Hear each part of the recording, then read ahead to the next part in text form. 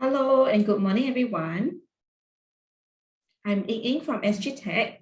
Welcome to our Go Global webinar series covering ASEAN on Vietnam's legal landscape and tax regime. This webinar is organized in partnership with Orisa International and supported by our payment solutions partner, Western Union Business Solutions. So this is actually a series whereby we are covering 3 different countries. We have concluded 2 webinars for Indonesia, and today is the second part for Vietnam. Upcoming, we do have 2 more sessions on Thailand, so do register for it if you have not. The links can be found in the Zoom chat.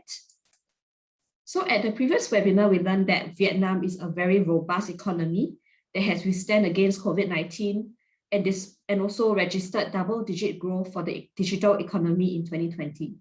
Moving forward, analysts are also very positive about the digital economy growth for 2021 and beyond. So today, we'll be learning about the technical aspects of market entry into Vietnam, and also we'll be doing a deep dive on the cybersecurity sector.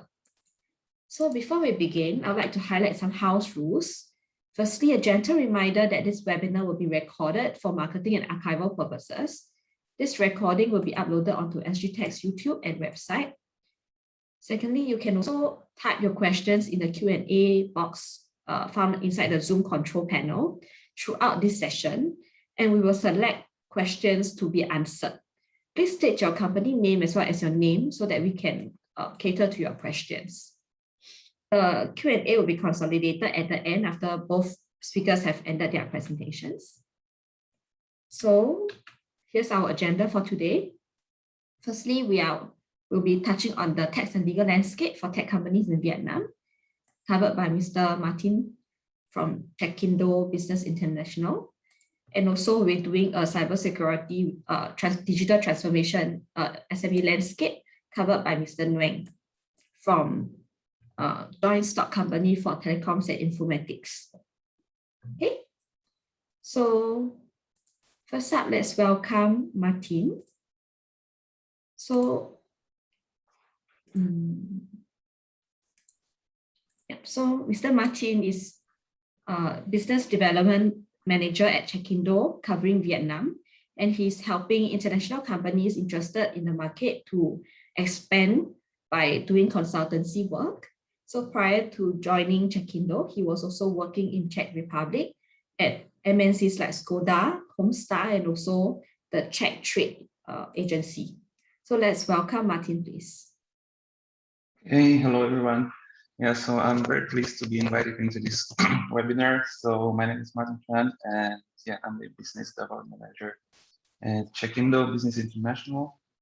I am currently in Europe, so it's 3 a.m. right now. But yeah, I'm happy to be here and give you more insight on the Vietnam market and the market entry possibilities for tech companies. So I'll share my screen right now. Okay, I think you can see the screen now. Yeah. Okay, yeah, so today's presentation will be on, like I said, the market entry strategies to Vietnam, and also we'll touch on some tax obligations for the businesses that you might be aware or should be aware of. So we'll start the presentation. So just a brief introduction of our group, our company, what we do. So we are Import Group, headquartered in Singapore. And apart from Singapore, we do have offices in other 6 Asian markets, including Vietnam, Indonesia, Philippines, Malaysia, Singapore, Hong Kong, and recently India. So we've served over 10,000 clients, mostly international clients coming from Europe, US, but also other Asian countries. And yeah, we are a corporate service provider firm. So we do market entry consulting, we do incorporations, we also do taxes, HR, payrolls. So regarding our services, these are our main core services. So like I said, the first core service is incorporation. So we help international investors to set up their entities in Asian region. We do have a legal team that also support with the product registration. So we help training companies to bring in the products into Vietnam or other Asian markets, and we can support with the product registration. Recently, it's mainly in medical devices, cosmetics, or for example, food supplements that are recently quite popular here in Vietnam. Apart from that, of course, we provide secretarial and compliance services, so we can be the legal representative of your company here in Asian region, in Vietnam, and we can also support expats and foreign investors with any immigration matters. So business visas, work permits, this is something that we can also support our clients with. And yeah, so these are, I would say, our main core services. And now I would move to the main part of our today's session. So incorporation in Vietnam and different legal entities that you can consider when coming into Vietnam market.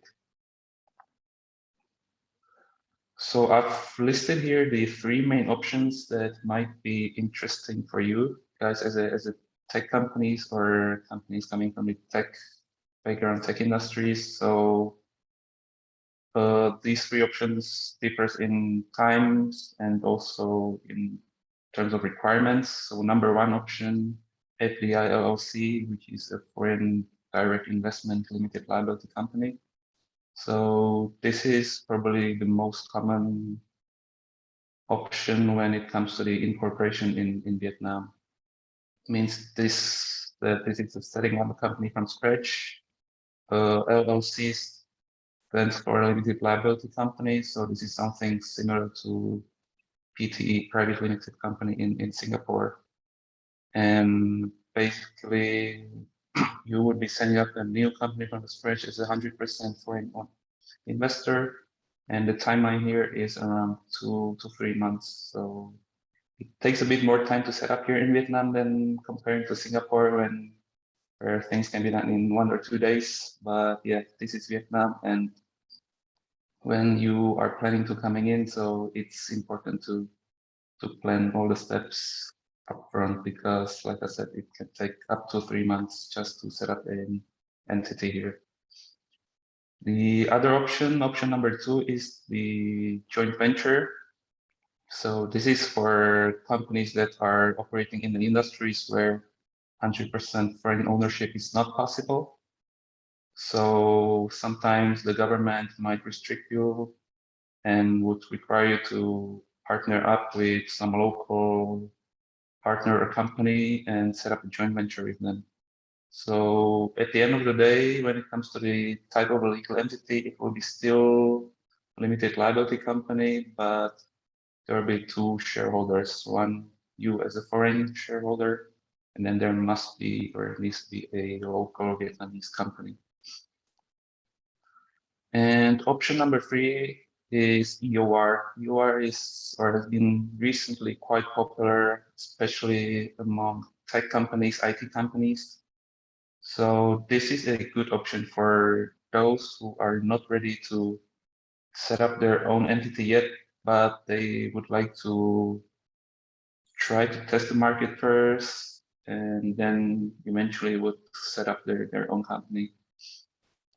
So EOR means employee of record, and especially like I said before, IT companies are hiring talent employees here in Vietnam that are working for them remotely. So for example, here at Cekindo, we do offer the EOR service when we would help you to seek let's say a software developer here in Vietnam, and we would sign him under our payroll. He would be on paper as a Cekindo employee, but working remotely for you. So he would be still enjoying all the benefits of a full-time employee here in Vietnam while working remotely for a company, let's say in Singapore or US. So this is something really, really popular right now in the IT industry when US companies are hiring software developers here remotely from Vietnam, because one of the cost savings, and also Vietnamese developers right now these days, they do possess quite a good English knowledge and skills. So That's why companies are seeking this option. So just to give you more insights on the LLC. So basically, like I said before, timeline, it takes around 2 months to set up, and the general procedures are that you'll have to first apply for the IRC, which is the Investment Registration Certificate. This is a certificate that is granted to all foreign investors coming into Vietnam, and it will take around 5 to 6 weeks to get this document. Then once you got the IRC, we'll go and apply for the ERC, which is the Enterprise Registration Certificate. So this is the business registration certificate that takes around 1 week to get. And once you acquire those 2 licenses, then your company is up and running. Depending on your business, let's say if you're in education industry or healthcare, you might require some other additional sub-licenses. If not, then yeah, we would go and open the bank account for you, and basically your business is set up and you can start the operation here. Regarding the requirements, so there are like 3 main requirements to take note of. So you have to put in the paid up capital here in Vietnam. By law, there is no minimum capital, but we do recommend our clients, especially in tech field industry, to put in at least 15 or 20,000 USD as a start for paid up capital, charter capital, because the government, if they see that the capital is too low, they might reject the whole application. So your investment needs to be reasonably high enough to your business plan here in Vietnam. The second requirement is the local address. So either you have a physical office, so you use the address there, or if you don't, then you can use the virtual office address for registration purposes. So this is also possible, and we can support you with that too. And the third requirement is the legal representative of your company. So the legal representative is basically a person that represents a company here in Vietnam and can sign all the documents on behalf of the company.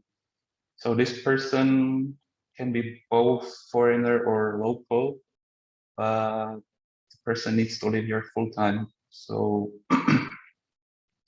for clients that they do not plan to, let's say, move to Vietnam and then they don't have anyone here, so they can either appoint corporate service firms like ourselves to be their nominee legal rep, or if they have any friends here in Vietnam, they can appoint eventually them as the legal rep of their company.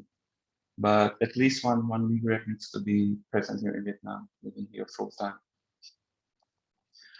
And yeah, so some examples here you can see when the legal rep's signature is required. So during the company creation, when we are submitting the whole application dossier, he's signing off those papers, or when you're opening the bank accounts, any tax documents, tax returns, these are kind of the papers that requires the legal rep signature.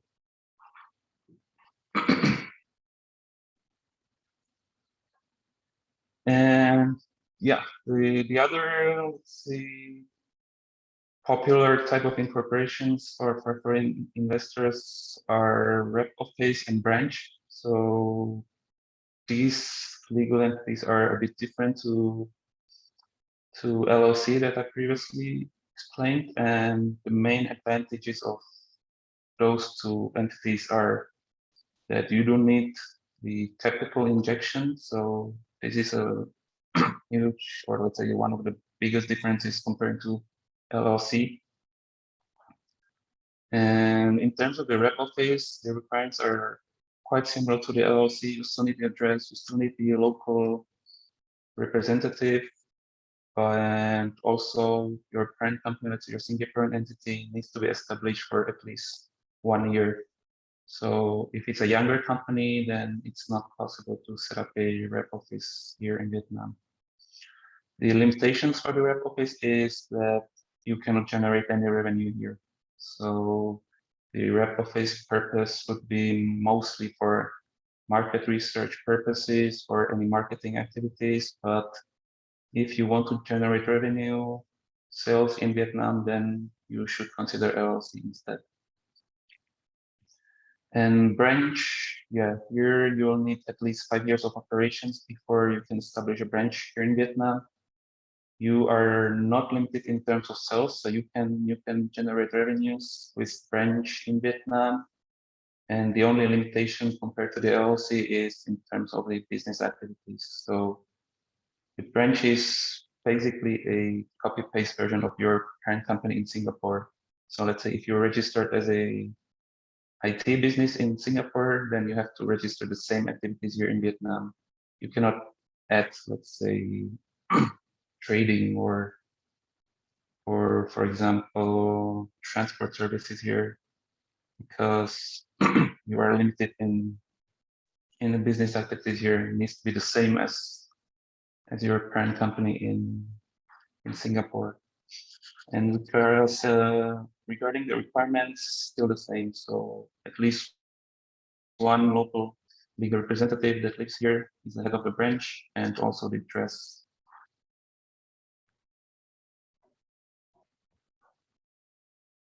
So regarding the business lines or business activities, then like I said, yeah, most of the activities or industries, it is possible to set up 100% foreign-owned company. However, there are certain industries or where the ownership is limited or even restricted to foreign investors.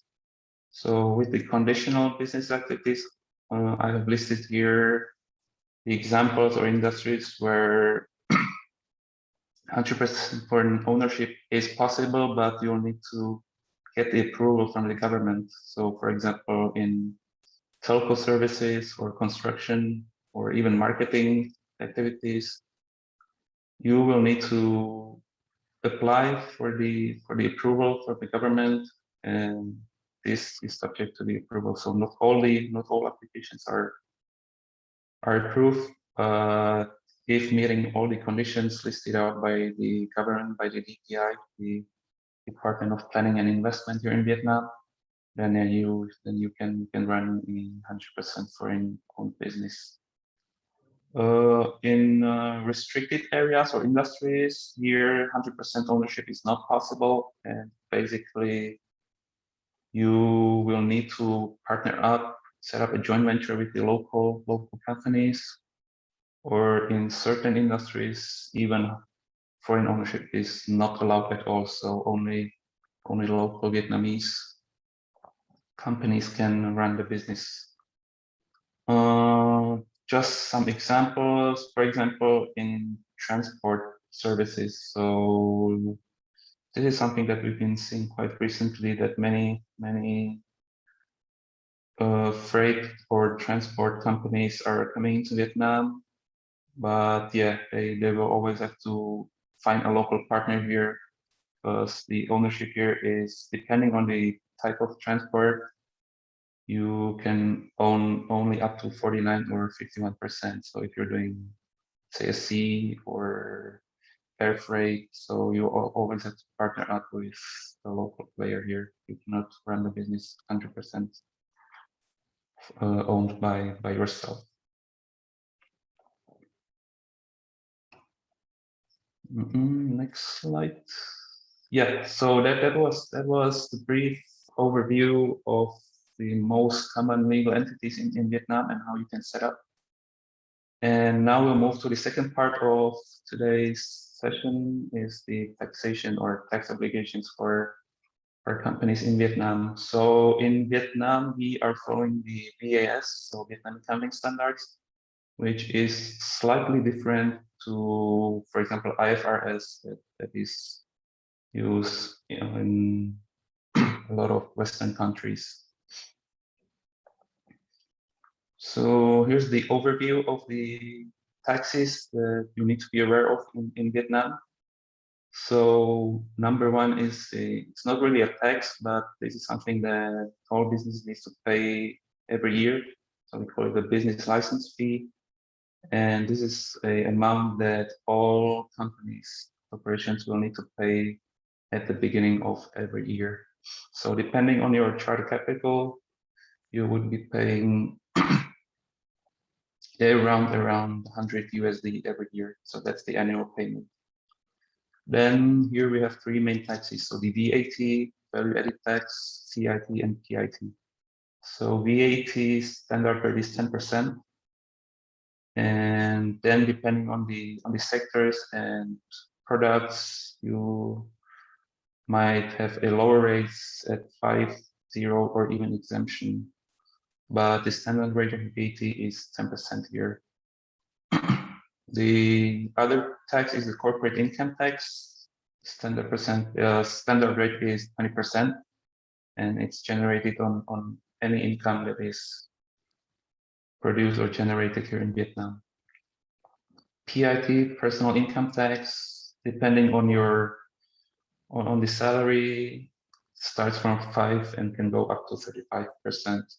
So the more employee is making here in Vietnam, the more he or she is paying on the personal income tax. When it comes to the declaration, so the taxes are usually reported quarterly. So during the first year of operations, you report your taxes quarterly, and then you have to do one final annual finalization of your taxes at the end of the year. In case of a VAT, starting from the second year, if your annual revenue is higher than 50 billion VND, which is around 2.3 million USD, so then you'll have to report your taxes monthly. But if not, then usually the taxes are reported here quarterly. So this is regarding the tax reports and the declaration. There's also another tax that you should be aware of as a foreign company in Vietnam, and that's the withholding tax. This is a tax that is only applied in cases when you, as a company based in Vietnam, would be purchasing services or goods from overseas companies. So let's say you are purchasing some services from a Singaporean company that do not have any presence here in Vietnam, any entity. So then the withholding tax will be applied because the company does not have, since the company does not have the entity in Vietnam, the government is imposing the withholding tax on a buyer here in Vietnam. And the average rate of the withholding tax, depending on the products, but it's around 10%. So if you're purchasing the service from overseas, then 10% withholding tax will be applied.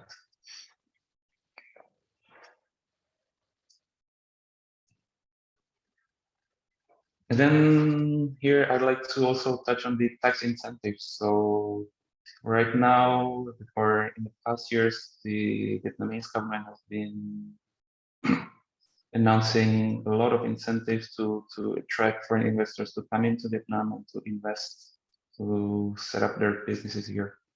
So there are certain industries right now that you might enjoy some tax holidays if you set up a company in Vietnam. So number one, large scale projects. So manufacturing companies coming to Vietnam, setting up their manufacturing facilities here.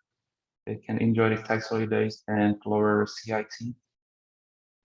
For you guys as a tech companies, yes, IT companies are also on the list. So IT software development companies that are coming into Vietnam can enjoy up to 4 years of tax holiday, meaning that you'll be not paying anything on CIT.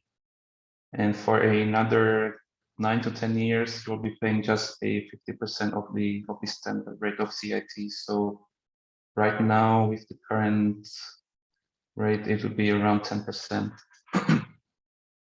Here, just to note that not all IT or tech companies can can get the tax incentive from the government. So this is subject to approval, and basically one of the main deciding factors would be, or the government needs to see like what benefit or how innovative is your business and what benefit it can bring to Vietnam economy and also, let's say, to Vietnam labor market. So does not mean automatically that you're an IT company, you'll get a tax exemption here in Vietnam, but it's always subject to approval. So we'll need to apply for the tax incentive, and then if the government sees and you meet the criteria, then you can enjoy tax holidays or enjoying the zero CIT tax for the first 4 years of operations.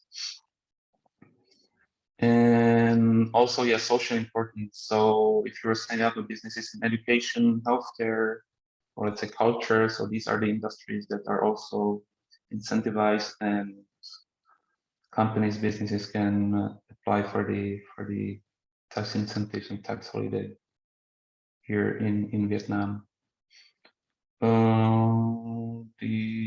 Another incentive would be also if you set up a business in some rural areas. So if you're not setting up in, say, Ho Chi Minh or Hanoi, but you will go somewhere to smaller cities or provinces, then there you can also get some tax benefits.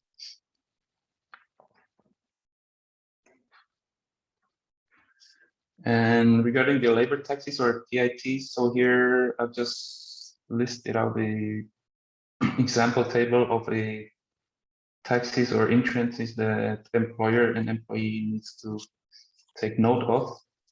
So like I said before, PIT starts from 5% and can go up to 35%. So on the left side here, you can see how the rates are right now distributed. So for example, if an employee is making around 1,000 USD, which is around 23 million right now, so this is this threshold, then he will be taxed 20% on PIT. And regarding the insurances, so employer here in Vietnam will need to pay for, call it SHUI, so SHUI, and it's social health and unemployment insurance. So this is something that is paid on both employer and on employer side and on employee side. Yeah, like I said before, regarding apart from the SHUI, the employee will also need to consider or take into consideration the PIT.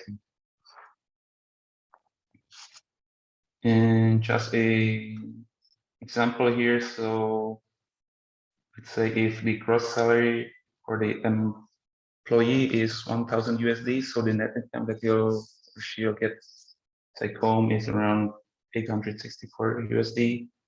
And if we add up all the costs, insurances and taxes on the employer side, so that would be the amount that the employer would be paying, so around 1,200.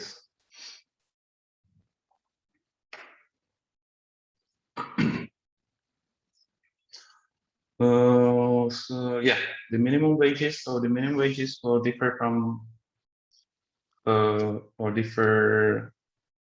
areas to areas. So of course, the capital city or the largest cities, the minimum wage is higher there. In Hanoi and Ho Chi Minh right now, it's around 200 USD, and in those most rural areas, it can be around 130 USD. Put here the example of average annual salaries of IT developers. So you can see that, for example, the full stack developer here in Vietnam is making around 15,000 USD per year, comparing to Singapore, where the wages are about 4 up to 5 times higher. So that's why recently, like I said in the first slides, the EOR option is quite popular among Singaporean companies or US companies when they're hiring IT developers remotely here from Vietnam and saving costs quite significantly.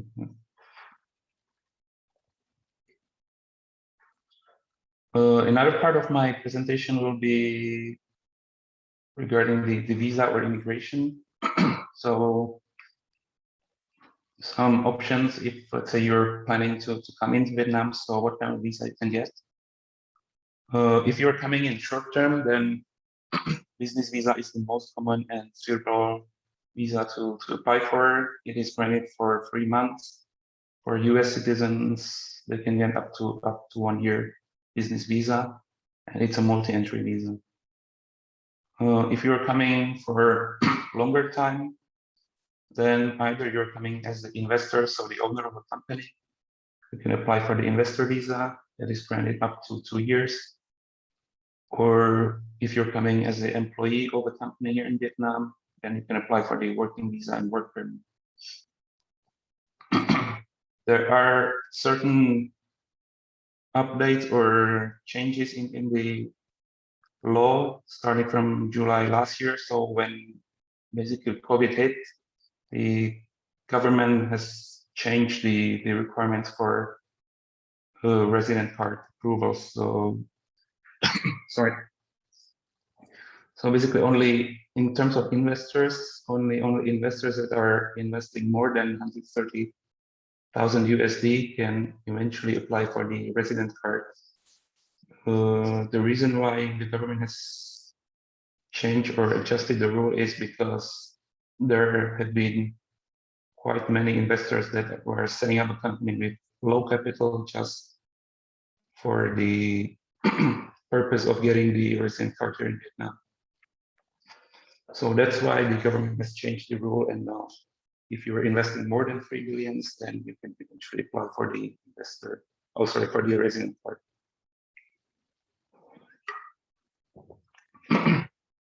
So that's regarding the TRC.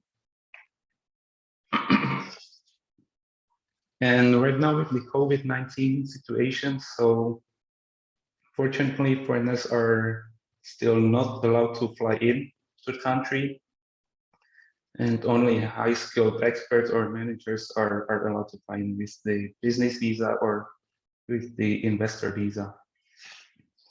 So regarding timeline, right now currently it takes around 5 to 6 weeks to get the business visa, and then you can fly into the country, and you'll have to do the mandatory quarantine. So for the fully vaccinated people, it's 7 days, and for those that are not vaccinated yet, it's 2 weeks hotel quarantine, and then you have to do 1 week home quarantine at your place of stay.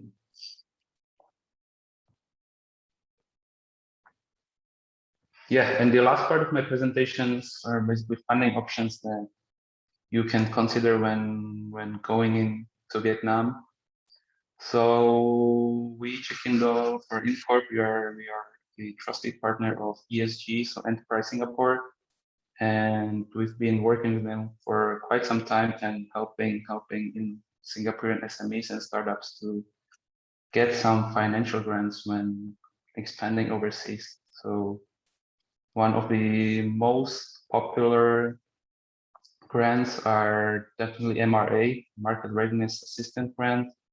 And this is the grant that I would say 80% of our Singaporean clients that are coming into Vietnam have been applying for. This is a grant that can support you up to 80% of the expansion cost. So let's say if you decide to set up a business here and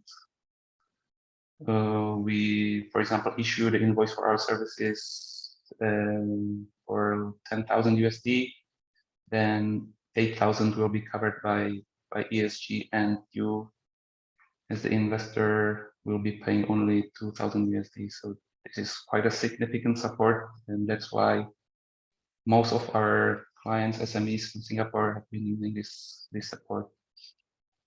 There are certain requirements to meet in order to apply for the grant. And yeah, like I said, it's mostly for SME startups. So you are here limited in terms of annual revenue.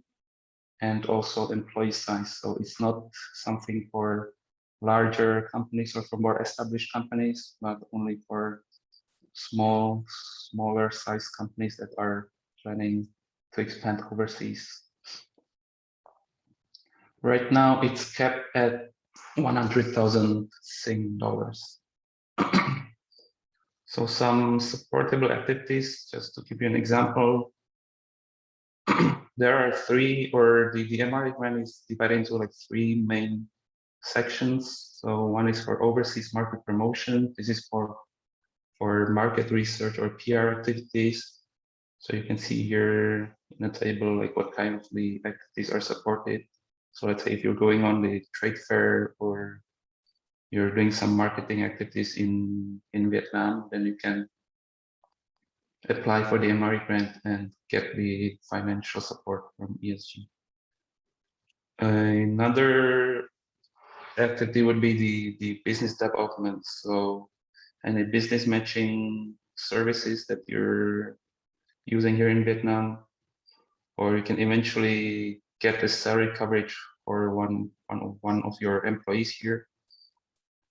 And the last but not least, of course, the market setup. So if you're setting up the legal entity here, opening the bank accounts, or even registering the trademark, you can use all of these services for the MRA grant and get the financial support. So yeah, I believe that this is the last slide of my presentation.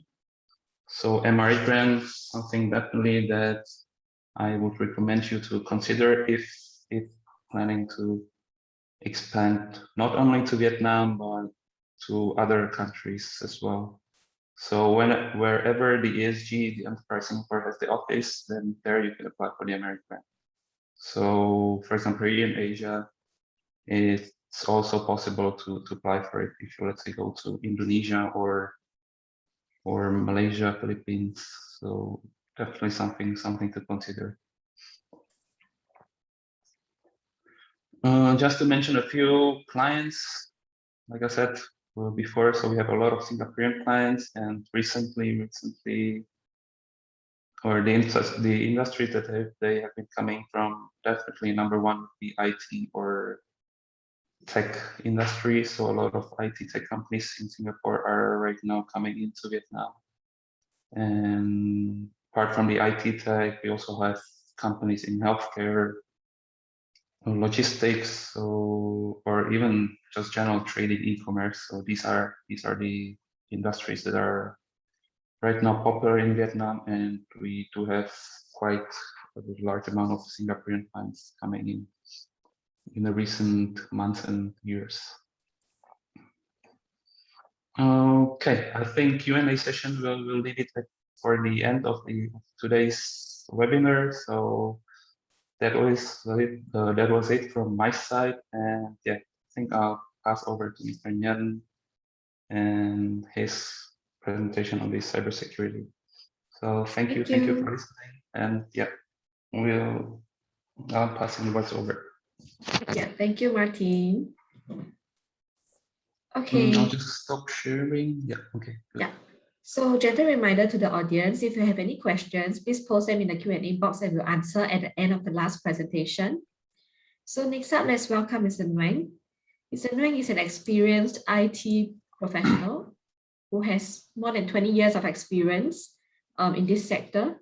Currently, he is the Deputy Manager of the Technology Center Ho Chi Minh branch of the Joint Stock Company for Telecoms and Informatics, overseeing the management, control, governance, and risk management areas of the Technology Center. So let's welcome Mr. Nguyen, please. Okay, thank you, James. Can you hear me clearly? Yeah. Yeah, okay, thank you. Okay, this is my presentation today. So let me start my presentation. Let me share my screen.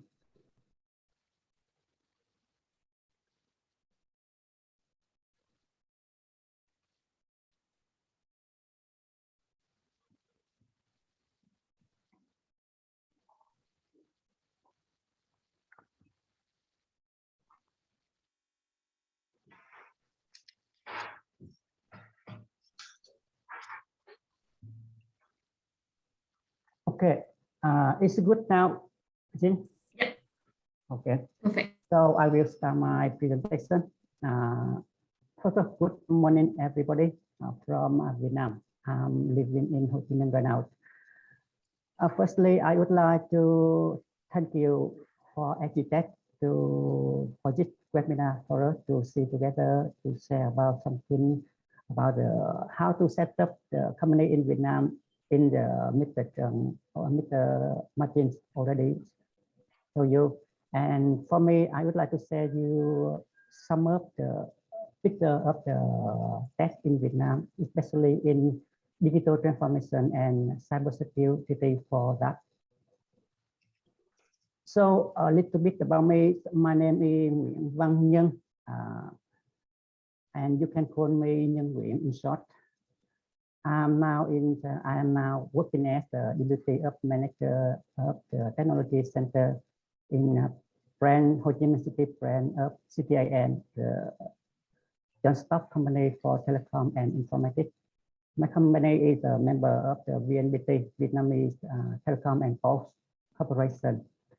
And we are working on the supply the service, technology service for many companies in Vietnam. From the some IP, for example, you can heard about that, about VNPT, Tel, mobile phone, and so on. And we also supply them our solution to the enterprise sector, from the state-owned company to the private company. So let's we come to the content today. Today we will discuss with you two sessions. The first one is digital transformation landscape in Vietnam, and the second one is the cybersecurity for SME digital transformation in Vietnam. And in the first part, we will overview of the digital transformation in Vietnam. I will highlight some of Vietnamese laws, the document and the law from the government to guide the people, to guide the enterprise for the digital transformation in Vietnam. And follow that, I will share with you some of the number from the survey from the Minister of the Trade and Industrial in Vietnam. Okay, you know, digital transformation is the central strategy of Vietnamese government in the direction of economical and social development right now. And we have some the law to support that. As you see in the screen, on 2005, we issued the e-transaction law, that number 51, 2005, we Act 11. This law provides for e-transactions in the operation of the state agencies in the civil, business, commercial, and other sectors prescribed by laws. And after 1 year later, we also reviewed the information technologies law on the information technologies. The number law is 67, 2006, we Act 11. And you can Google to search this document on the web, or maybe you can go to the website in the Vietnamese government to download this to reference. And besides the law, we have some of the document under law. In screen, you can see the decree number 47. This decree describes the government management, connection, and sharing of the digital data by state agencies, including digital data management and administration, connecting and sharing digital data, use and exploit digital data for state agencies, and also providing open data of state agencies to organizations, to individuals. And we also see the rights and responsibility into connecting and sharing digital data of the state agency. And the last year, we from the government, we have the National Digital Transformation Program to 2025 and oriented to 2030. All of this document is very useful for most of the company want to be moving on the digital society in digital transformation in Vietnam. And here is some statistical number from the report of the White Book of the Communication and Information Technologies issued on 2020 by Vietnamese Ministries of Information and Communication. And you can see in the slide I share, so in the technology matrix, you can see for the infrastructure, our citizens, our people in Vietnam to approach the digital society mostly ready for that. You can see 68% of the population can use internet right now, and 99% of the population can use the mobile phone service, 2G, 3G, or 4G. And some of the number that interest for the digital transformation, you see total number of enterprise operating in the field of IT and electronics and telecommunication is more than 42,000 companies working in here. And we have over more than 5,000 companies working in hardware and electronics sector. And for the software enterprise, we have over 12,000 companies. Of course, not all of them is due for develop the digital transformation in Vietnam, because their product can be exported to another countries in all over the world. But they, however, they take part in promotion in the development of the digital transformation. And the last two number in this slide is very, very interesting for us to see how it's support in digital transformation. Just in the company working in the digital content, we have nearly 4,000 companies working as the digital content supplier. And for the enterprise to provide IT service, not include trading and distribution, is more than 20,000 companies working here. So we have a picture, some of the information about the digital transformation in Vietnam. And now I want to share with you some of the numbers, some of the results from the report, survey report of the Vietnamese Ministries of Industry and Trade 2019.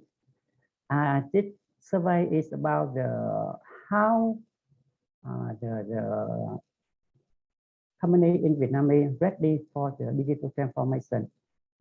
And as you see in the screen, we have 0% company in experience status when moving to digital transformation.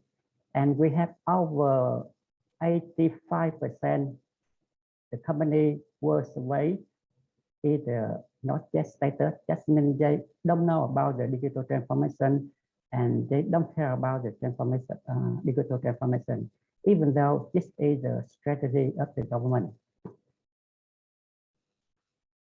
Look at another statistical number. Here we can see in the ISO in the slide, three sector is state-owned company and private company and FDI company. And as you see on the screen, for the state-owned enterprise sector, more of them, we have the more than 50% company in the state already come to digital transformation. But on the other hand, the company from the private sector or FDI sector, we have 90%, right? 90%, and for the private company and non-state company don't care about the digital transformation, or they don't know how to migrate to the digital society and digital economy right now. At the time of this survey, the end of the 2019.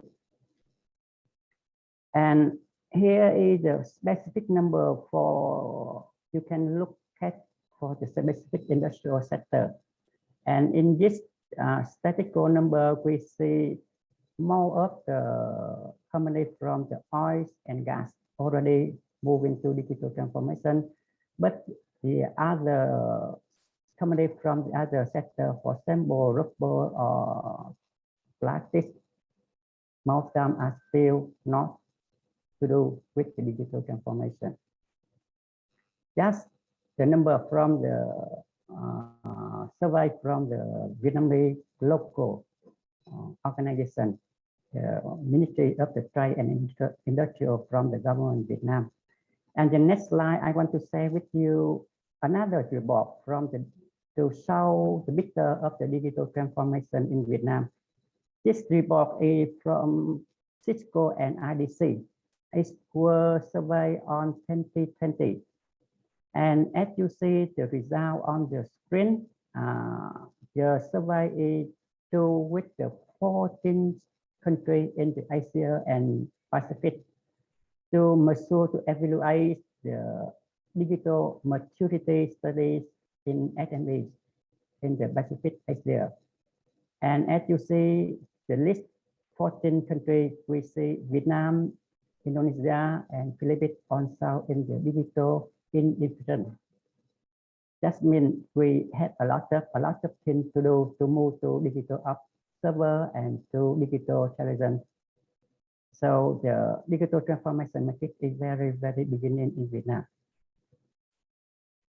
And as you see, Vietnam is in the bottom of the list, the 14th position of the our 14 countries to the of the this survey. And here we can see some of the index. I would like to highlight 3 index from that report to see how enterprise, how SME can try to do with digital transformation. The first one is technology investment. The second one is digitalization intelligence, and the third one is digitalization priority when they want to move to digital transformation. And as you see in the report, we have 18% companies answer they want to upgrade the IT hardware to fit to match with the digital transformation requirement. And 18% companies want to migrate to cloud computer, and 11% focus on the security solution to adapt it with the requirement from the digital transformation. And how they face to digital transformation, and here's the result from the survey. 16% company don't know about the digital transformation. They lack of the digital mindset. And 40% want to migrate to digital transformation, but they don't know where to start. And 12% of the company surveys tell who Cisco and IDC that they lack of the enabling technology. And another aspect of this company, how they put priority when they apply digital transformation for their organization.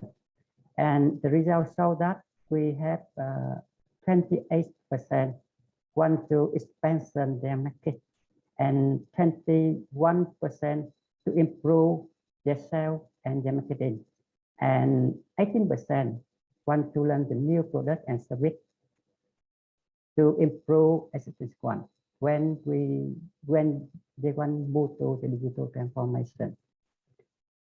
So from the law recently, from the report from Vietnamese government, and also report from the Cisco and IDC, we say that the digital market in Vietnam is very beginning, and we have a lot of things to do to move forward in the next future.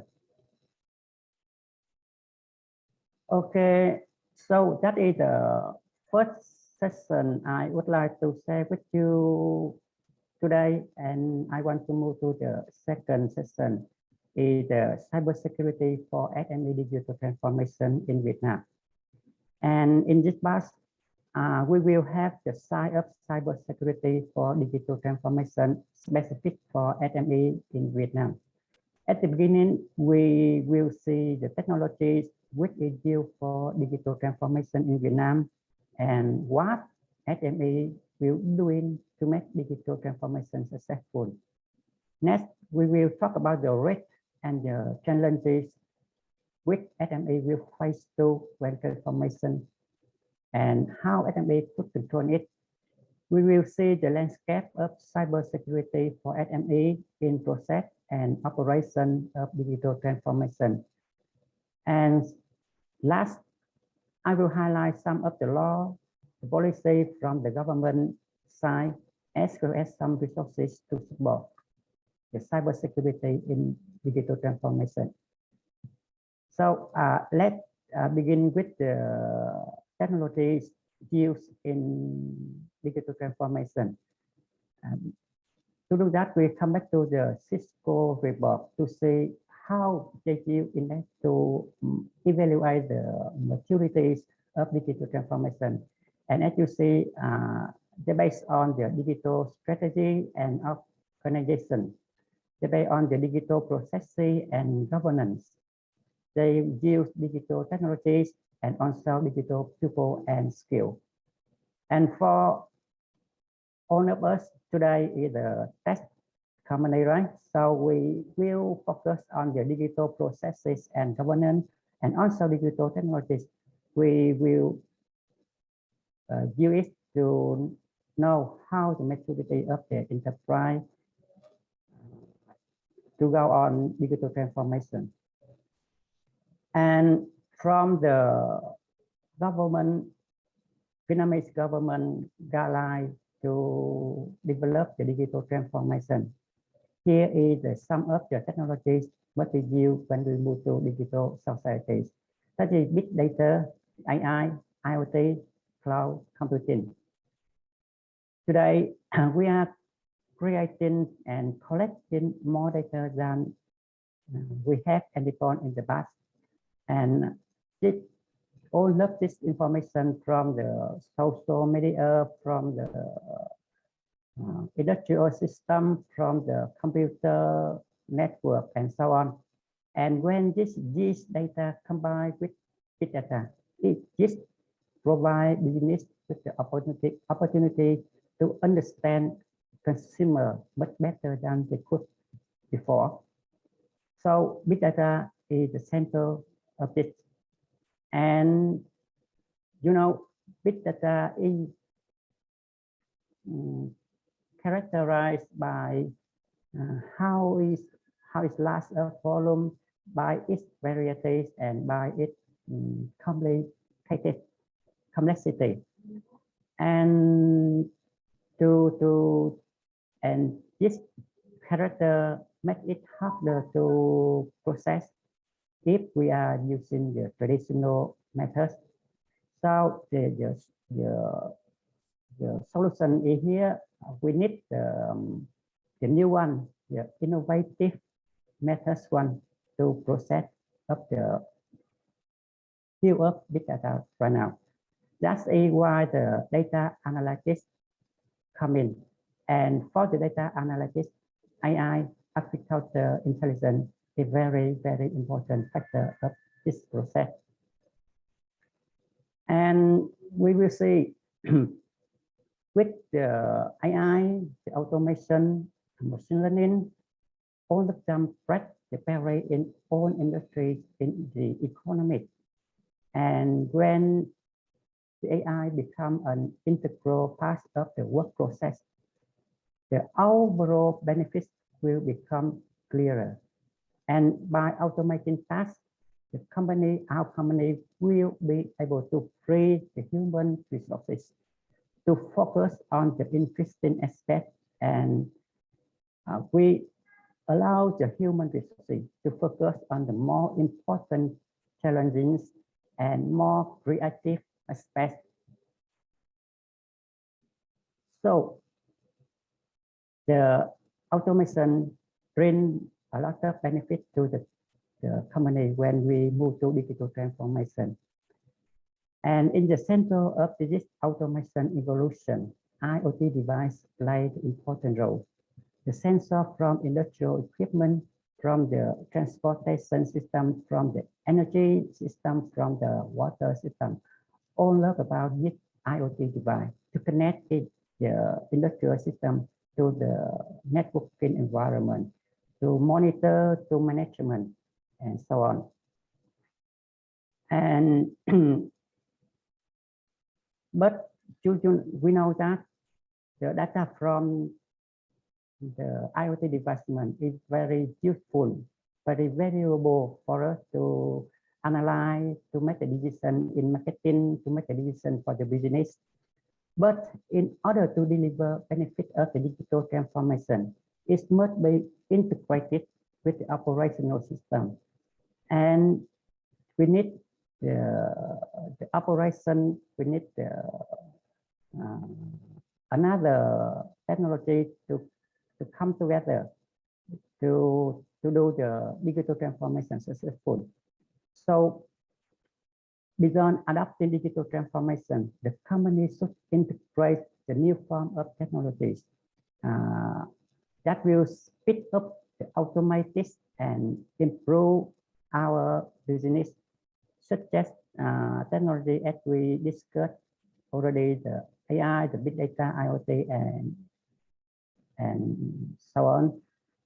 So when we apply these technologies, considering that these technologies require heavy computational power and storage space, so cloud computing come as a solution to integrate G technology in the digital transformation. And of course, these technologies will have a lot of risk. We have to face a lot of risk, a lot of problem with the cybersecurity. We have to fight.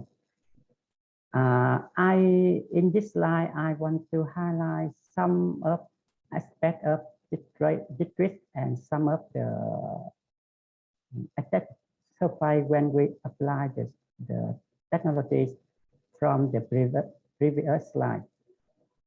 And beginning with the IoTs and BYOD, bring your own device into environment workspace. You know, hacker can take advantage of different IoT technology connect to the network. For example, RFID, for example, Wi-Fi connection, mobile connection, 4D, 3D, or NFC. And many IoT devices don't versions produced with the manufacturer have enough understanding of the IT security best practice. So this can result in the serious weakness and vulnerability that can be exploited by attacker from the software flaw to product shipping with the factory default login. I mean that the attacker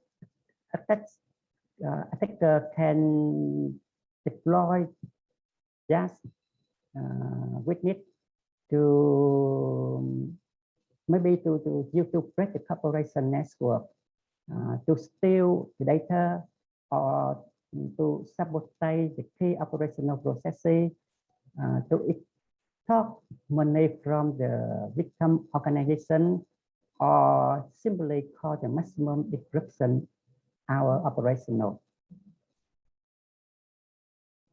And we will see very, very familiar with us is the mobile phone. And you know, nowadays, the smartphone is very convenient with us. There are many convenient feature in the smartphone, for example, camera, microphone, GPS, wireless connection, GPS, tracking location, and so on. But unfortunately, privacy and security is not a primary concern for the most manufacturer production, because they just care about the convenience, they care about the cost to make their product to competitive.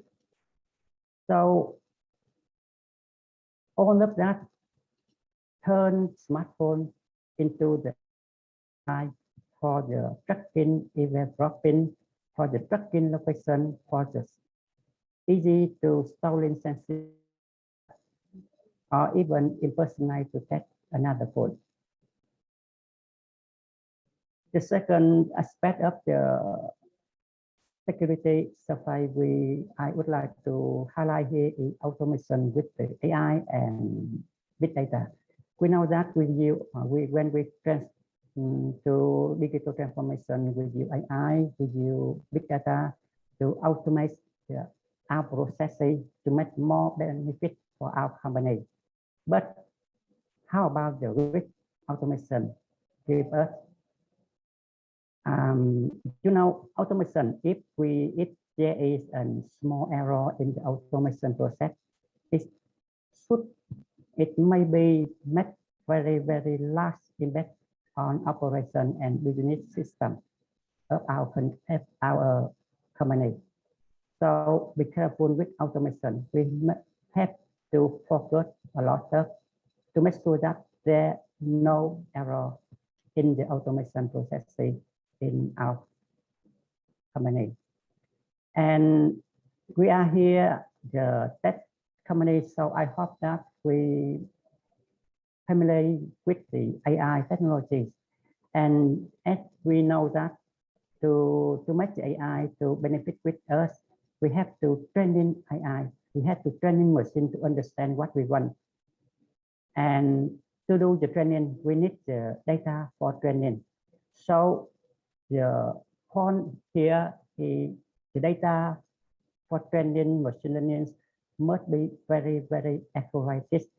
Because if incorrect training will make the wrong behavior with the AI algorithm, and the result is we don't have the process as we want to do. And when we apply the automation with AI and machine learning, we must think about the validation management. That means we need to be put the role who will work on the automation process. The roles must be clearly and must be rigorous. I mean, we have to put the right person in the right role at the right time when we operation with automation process in the factories, in our company. So AI can have automated production and operation processes, but AI can also have hacker create automated tool for process of finding and infiltrating our system. That means AI, besides the benefit it brings to us, it also brings to us a very huge potential high risk of safety of information. And we are in the society, we are in the economy, so we can be the manufacturer, we can be the smart tech company, we can be the financial organization, we can be the logistics, but whatever we are, a company is always a link in supply chain of the economic system. And the information security is not only to protect our companies, our organization, but also they are mandatory requirement if we want to participate in the supply chain of the economy. Once we fail to meet the security requirement, our chance may be lost.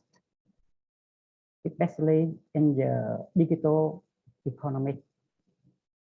Let I highlight with you one example of the risk for supply chain.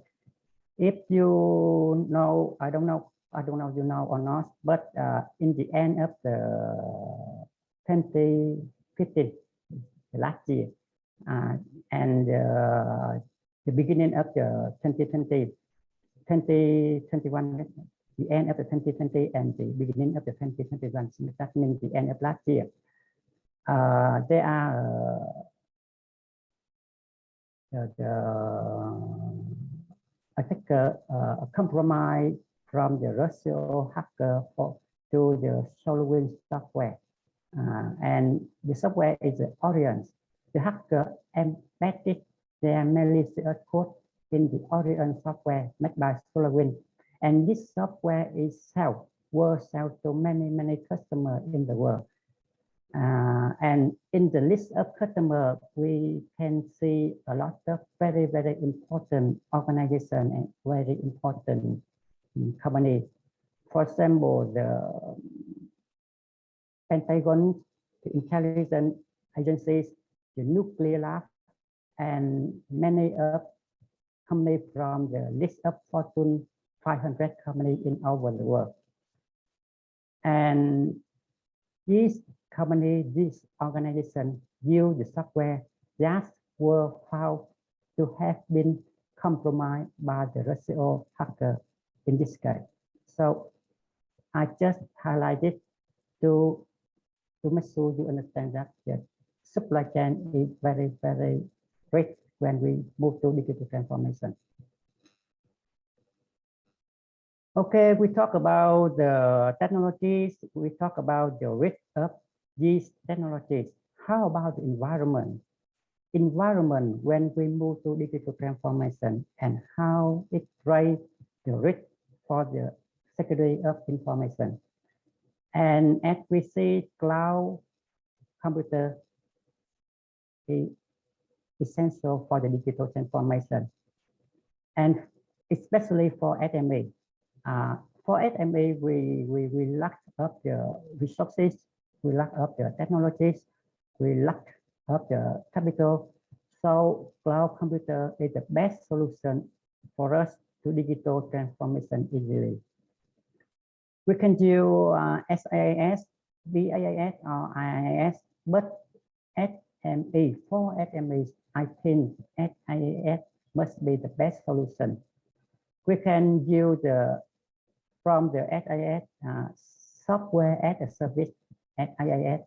We can use email marketing. We can use the software for analysis data. We can use marketing automation software on the cloud to speed up our business and to move to the digital transformation. And in the cloud environments, SME have many risks that they have to face to make the operation safety.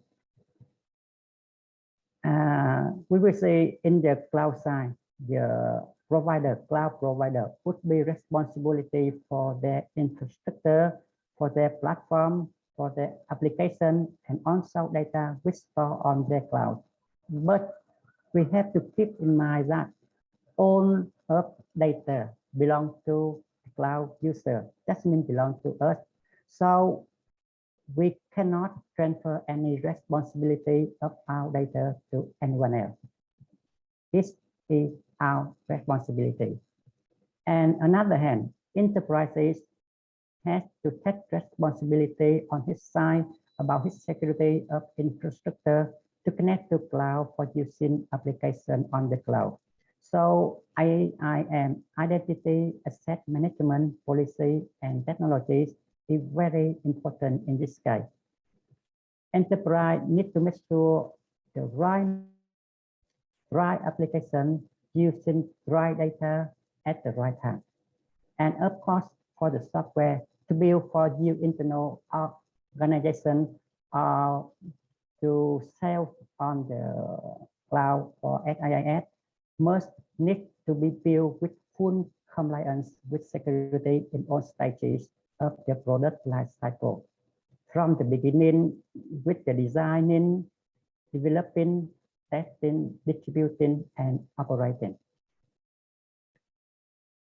And another environment we put to focus when we move to digital transformation and cybersecurity is the convergence of the IT and OT, the information technologies with the operation technologies. And digital transformation is increasing operational efficiencies and driving industrial organization to modernize our processes. However, along with efficient gain from increasing in cyber risk. In the past, traditional operation technology security were not deemed such a concern for the businesses because OT systems were air-gapped from the internet and consequently at least risk from the external threat. When digital transformation initiative increased and OT IT network converged, the company recognized that we need to protect OT environment. So we began to react to the single threat with a single OT security solution. And the risk is the lack of the shared information between the IT and OT department.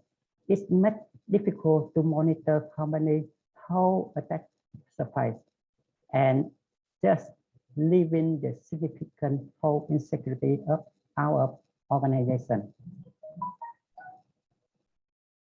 From the OT environment, security may be the malware, the ransomware, infiltrating mobile device and external hardware such as a laptop, and or USB flash driver also.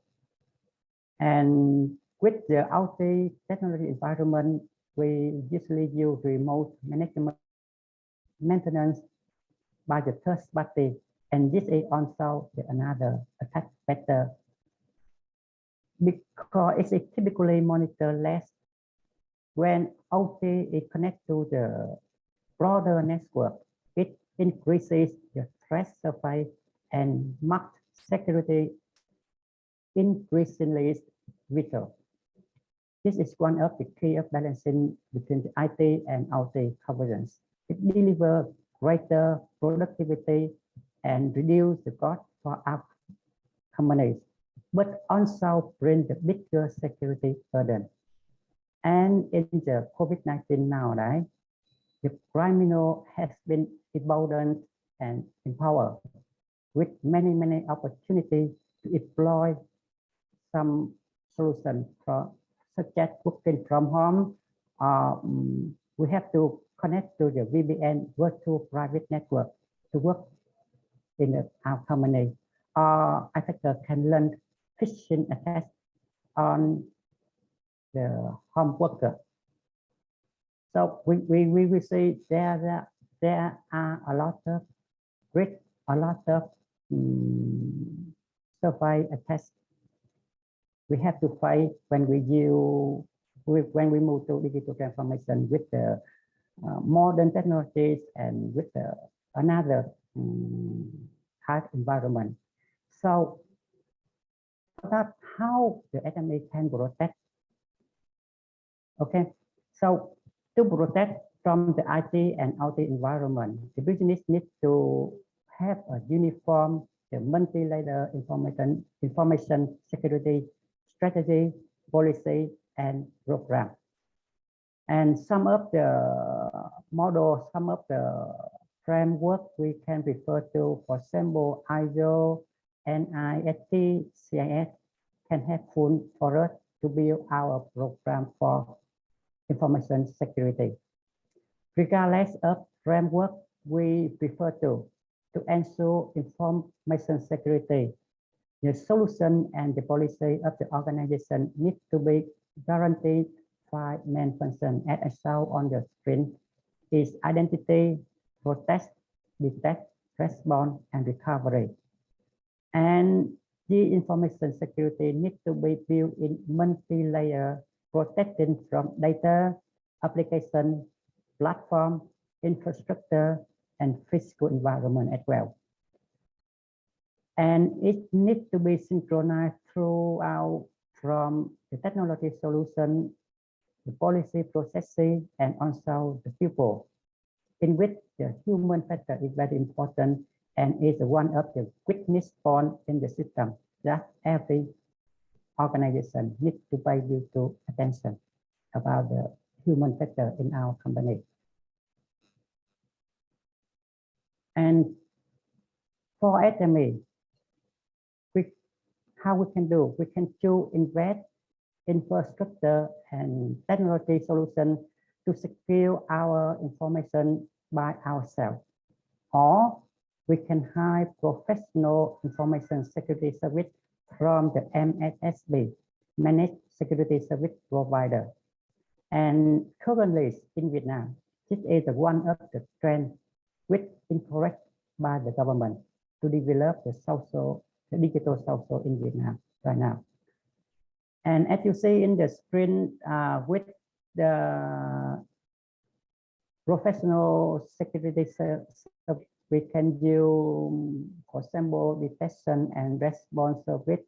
We can do vulnerability management. We can do email security and so on.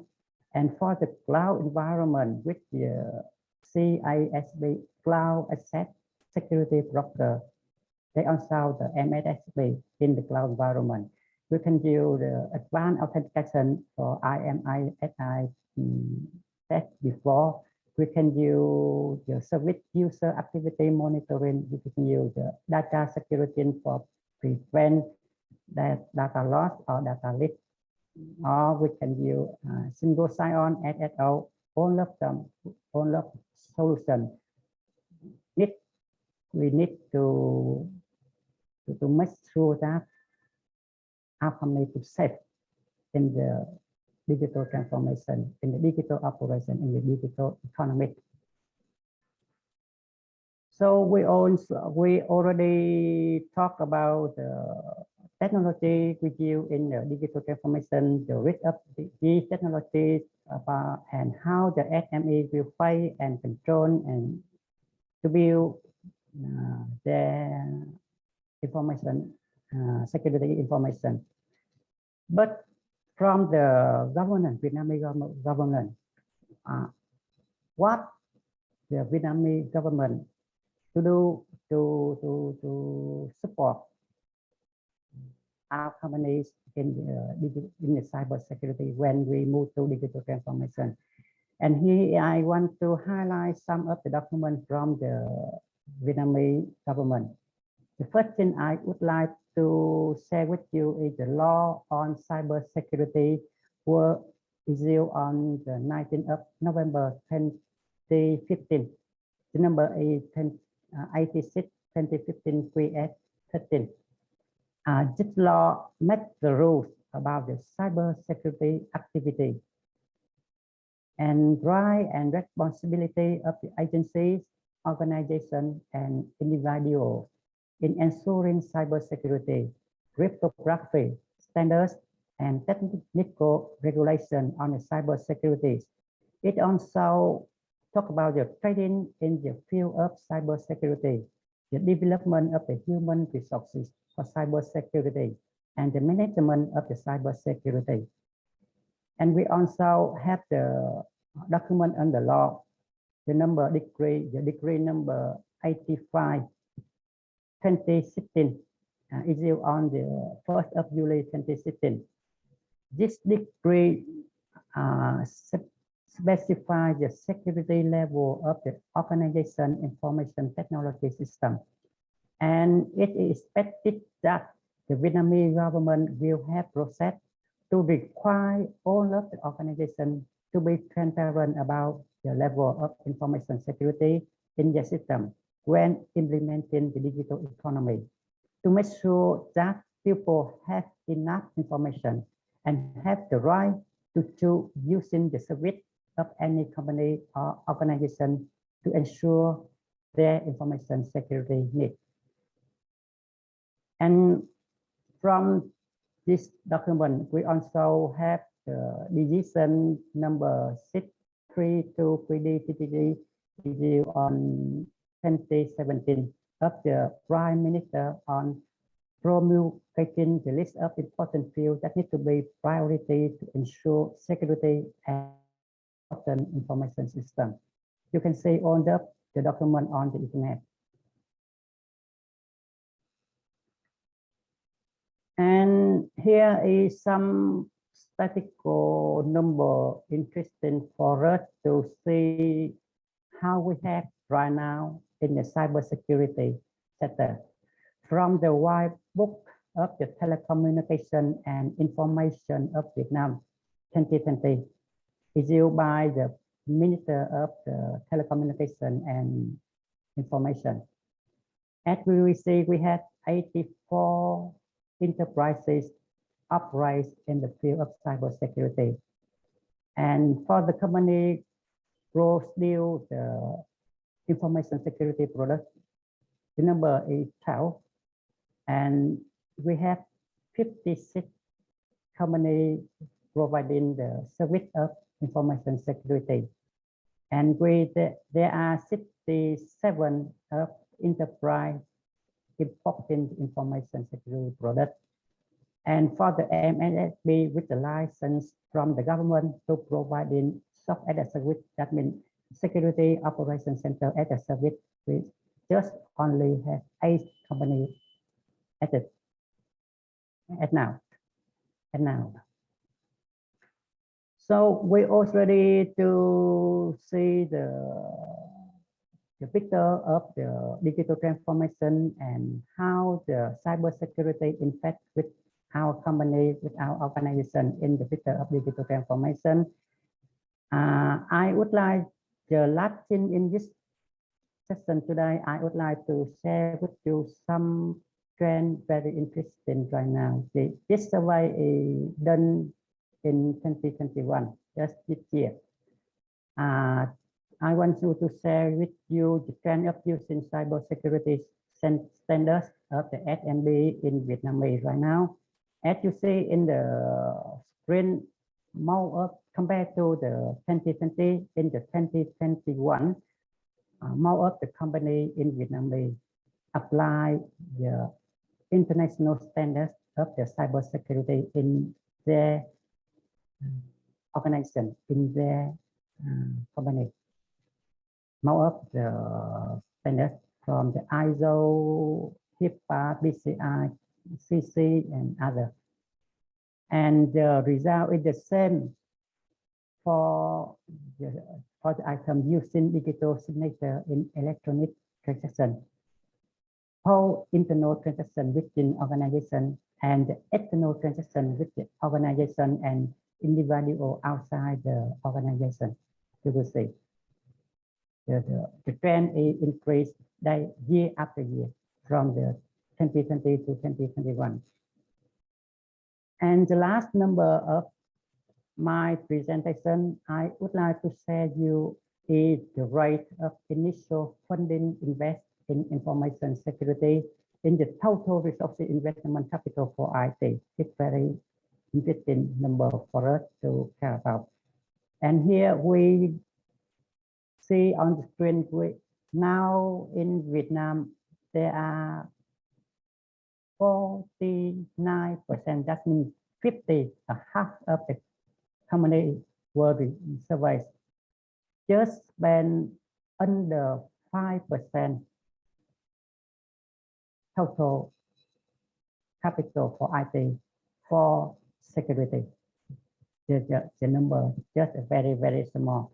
And keep in mind that the number that the Vietnamese government suggestion for every organization to invest for cybersecurity is 10 to 15% of the total capital for invest for IT. And here in the screen, we can see this number is only 15% company already get that target. So we have a lot of market, lot of company in the market have to increase the capital to invest in the cybersecurity in the next few years. That's all are my strength for the digital transformation and cybersecurity for SME in Vietnamese for digital transformation. Thank you for your attention and thank you for your time. I will come back to the Mr. Jin. Okay. Yeah, thank you, Mr. Nguyen. Okay, so now we have come to our Q&A segment. And thank you, Mr. Nguyen, really for the very comprehensive presentation on the digitalization and also cybersecurity landscape.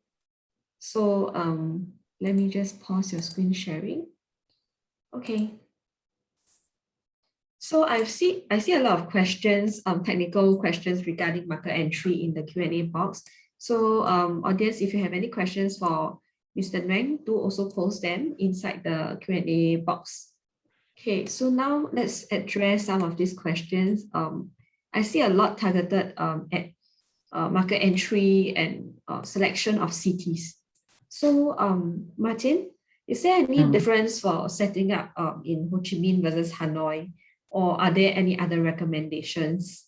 And also, in addition to this, I noted during the presentation, you did mention that there will be special incentives given if the companies choose to set up in more smaller cities or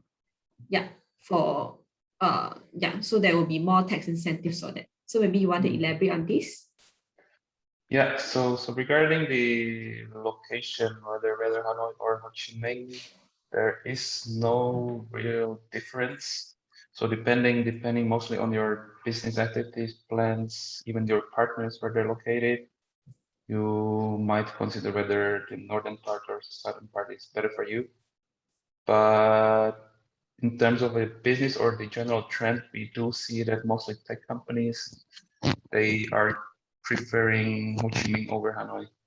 One reason is because Ho Chi Minh is the main business hub of Vietnam. So even though it's not a capital city, but it is the main business hub and where the economy is booming and growing. So you can take Ho Chi Minh as an example of a Shanghai in China. So Shanghai the main business hub and Beijing the capital city. So the situation is pretty much similar here in Vietnam.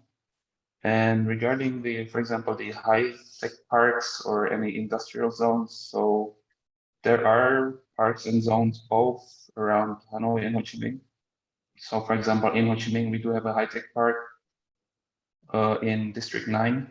So it's not that far from the Central District 1. And there are foreign investors, mostly from Singapore and also Korea that are setting up their facilities here in Vietnam. And yeah, regarding the incentives, like I mentioned in my slides, so one thing is the tech incentives, so they can get the 0 CIT for the first 4 years, and then they reduce 50% rate for the next up to 10 years of operations.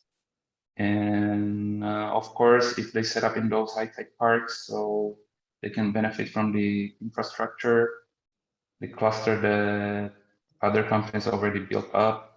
For example, in District 9, the FPT is right now also building up their university campus. So that high-tech park zone is quite popular right now in Ho Chi Minh City, and it's one of the good locations to consider if you're planning to enter the market. Okay, thank you. Next question is regarding movement of goods. I think so this company has a prototype that was stuck at the customs. So are there any legal recourse for the company to get the good into the country? Yeah, so if the goods get stuck at the customs, so the reason might be perhaps there's not enough documentation regarding the import of that particular good. So I'm not right now, I don't know like what exact product or good is stuck there, but if it gets stuck at the customs, so yeah, usually you would need to submit more documents for the customs clearance. For example, if like I mentioned in my slides, some goods they need to be registered prior to the import to Vietnam. So perhaps you haven't done the registration of the product with the local ministry yet. So this is something that needs to be solved first. And if it gets for that reason, then the registration perhaps is the first step that needs to be done. But yeah, if you can send me later on the details on the products that you have the issue with, then we can check with our legal team what the exact issue is and can consult you better on the way how we can get the clearance at the customs. Okay, so companies, if you need to be connected with the speakers, do go through us. We can help you do that. Yeah. So next question. I see some questions regarding tax treaties. So Singapore and Vietnam has a double tax treaty agreement. So what is the process to tap on it? And also another company asked about the incidence of withholding tax and VAT if the company is not in Vietnam. Yeah. Martin, would you like to address these two? Yeah, so regarding the double tax treaty, so yes, there is a DTA in place between Singapore and Vietnam. So regarding FCT or withholding tax, this tax is taxed only in Vietnam. So like I mentioned, the average rate of 10% will be taxed here in Vietnam, and you won't be taxed any further tax in Singapore. So that is regarding FCT. And the other question was if we are a Singaporean company that is in Vietnam. Yeah, so that's the question from Puneet. That's pretty much the same situation. So if you're selling your software through your Vietnamese company or partner here, so because the Vietnamese company is buying the solution from your side, so then that transaction will be taxed with the withholding tax. And it will be taxed here in Vietnam, so it won't be taxed further on the Singaporean side. And VAT for IT software solutions, I forgot to mention in my slides, but there's no VAT on IT companies. So if you're selling IT software solutions, then yeah, there won't be any VAT on IT services. Okay, that's a great news for our tech companies. Yeah. Some other questions regarding branch office. So can branch office employ workers that generate revenue? Yes, for a branch, yes, you can generate the revenue. So unlike rep office, branch, you are allowed to conduct the business here and generate sales and revenue. So this is not an issue. Yeah. And this question is regarding employment permits. So is the minimum capital requirement of 3 billion Vietnam dollars applicable to sponsor normal employees, or is it only for investor visa? And is there a requirement to maintain a certain ratio between the local and foreign workforce? Yeah, so the capital requirement of 3 billion VND, it doesn't really mean that if you do not invest 3 billion, you won't get investor visa. So you can still get an investor visa with a lower investment, but you will not likely get the TRC, which is the temporary resident card, if you invest less than 3 billion. So yes, you can still get work permit or investor visa with the capital lower than 3 billion. But if you wish to convert your work permit or investor visa into TRC later, then yeah, you will probably not get it because of a low investment. But you can still get the visa as normal. And regarding the ratio, there is really no ratio between local and foreign workers. So this is not an issue. Okay. I don't see any more questions in the Q&A box. Maybe I can pose some questions to Mr. Nguyen. So I'm interested to find out more about the cybersecurity spendings by companies. Are Vietnamese companies really willing and able to spend on cybersecurity protection? What is the average expenditure like? Yeah, from the many years ago, when we talk about the cybersecurity and we talk about we need to spend the money for cybersecurity, it's very, very hard for the manager of every company to spend the money on something they don't know the result. But for the some year recently, when the government mentioned cybersecurity and digital transformation as the strategy to develop the society and economic.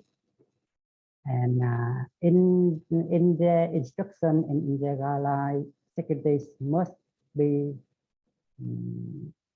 to invest.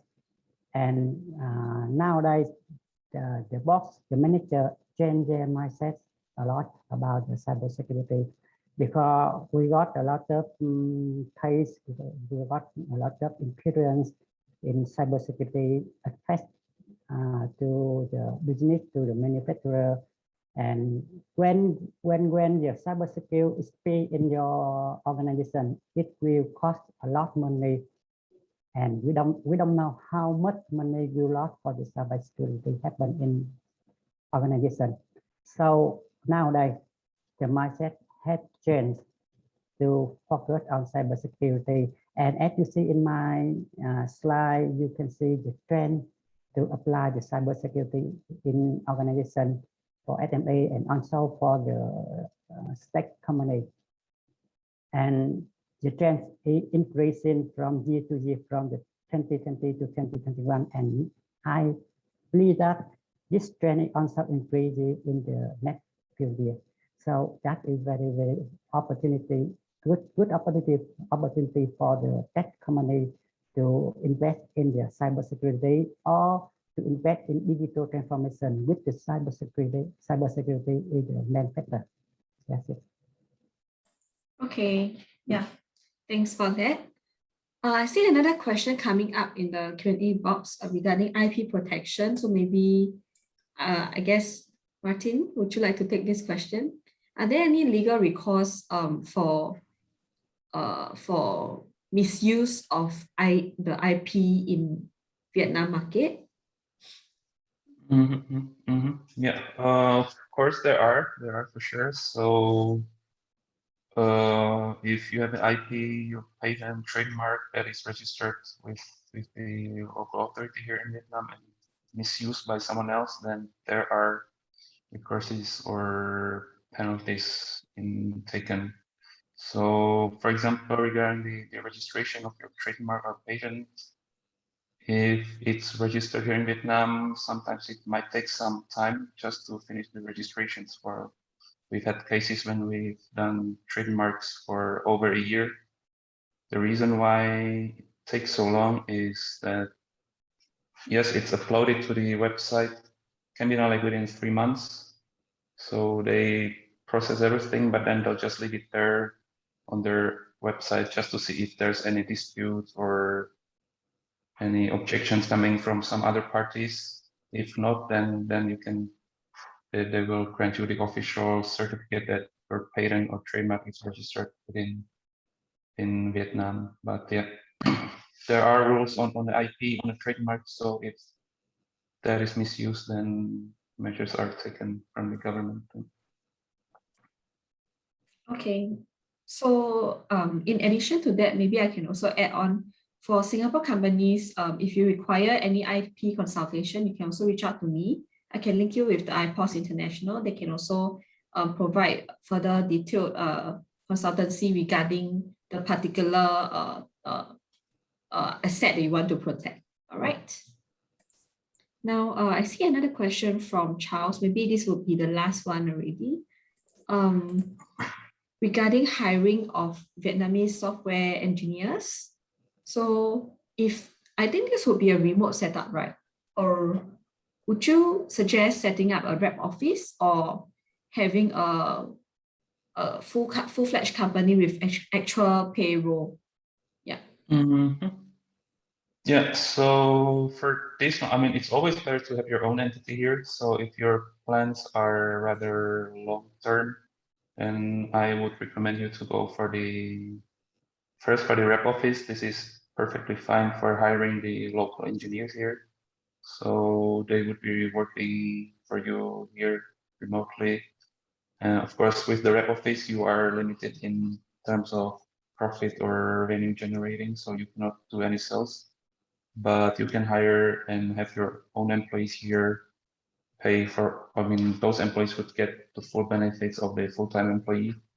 And yeah, because as I said, using the payroll company, there is a cost for it. So if you have only one person, then probably it makes sense. But if we have a team of, let's say, 5-10 engineers here, then definitely I would suggest you to set up at least rep office, and say if you decide to do some sales here in the future, then go for the full LLC or branch later on. Yeah. Okay, I'm also mindful of time and I don't see any further questions. So audience, if you would like to be linked up with the panelists, do reach out to me. We can always link you up. So now let me just share some upcoming activities from our end. So we do have 2 more webinars covering Thailand coming up in the next 2 weeks. So if you're interested in Thailand market, do also sign up. The links can also be found in the Zoom chat. And we are doing a virtual Singapore pavilion at the Turkey Mobile Fest. It's a hybrid event. This will be virtual pavilion plus there will also be a physical event in Istanbul itself. So Singapore companies will get up to 70% lead funding if you're eligible. Do inquire if you are interested. And tomorrow we will have this endpoint security webinar for Zero Trust Future. So if you're interested, you can also refer to the Zoom chat for the links. So if you have any feedback for us regarding our session, do fill up our survey. All these links can also be found in the chat. And lastly, you can also follow SG Tech's LinkedIn account for more activities related to tech and also internationalization. Okay, we have come to the end of our session today. Thanks for staying till the end with us. And once again, thanks Martin for staying up in the middle of the night. It's actually, I think 4 or 5 a.m. for him right now. Okay. Yeah, it's 5 a.m. And thank you, Mr. Nguyen, for the really detailed, comprehensive sharing. We really appreciate that. Companies, if you are interested to find out more about the technology trends in Vietnam, do reach out. We can always connect you. And if you are interested to also attend our future activities, do sign up. All the links can be found in the chat. All right. And we'll see you 2 weeks later at the Thailand show. All right. Thank you, everyone. Bye-bye. Thank you. Thank you. Bye-bye. Thank you. Thank you, panelists.